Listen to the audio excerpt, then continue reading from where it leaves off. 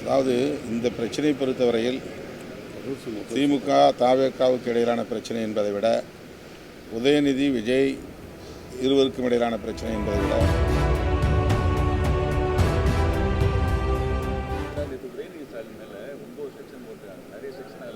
யாரு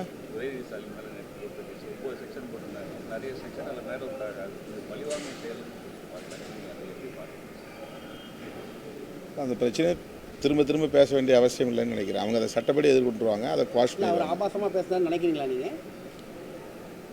இப்போ அவர் இல்லைன்னு மறுத்திருக்கிறாரு. எல்லா ஊடகங்களிலும் அவர் அவ்வாறு பேசியதாகத்தான் வெளியாகி வந்திருக்கிறது. அதன் அடிப்படையில் தான் என்னுடைய கருத்தையும் நான் சொல்லியிருக்கிறேன். அவ்வாறு பேசியிருந்தால் அவர் அதற்கு வருந்துவார் என்ற நம்பிக்கையும் நான் வெளிப்படுத்தியிருக்கிறேன். பொதுவாக அரசியல் கட்சிகள், அரசியல் கட்சி தலைவர்கள்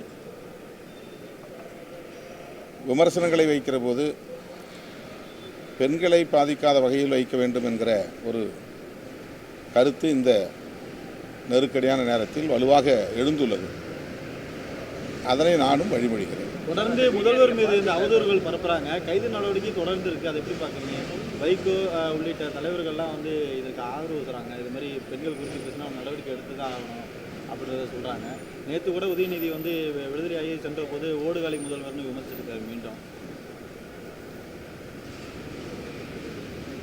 அதாவது இந்த பிரச்சனையை பொறுத்தவரையில் திமுக தவேகாவுக்கு இடையிலான பிரச்சனை என்பதை விட உதயநிதி விஜய் இருவருக்கும் இடையிலான பிரச்சனை என்பதை விட பெண் குறித்து பேசிய சர்ச்சை பேச்சு என்பதுதான் இதில் குறிப்பிட வேண்டிய ஒன்று.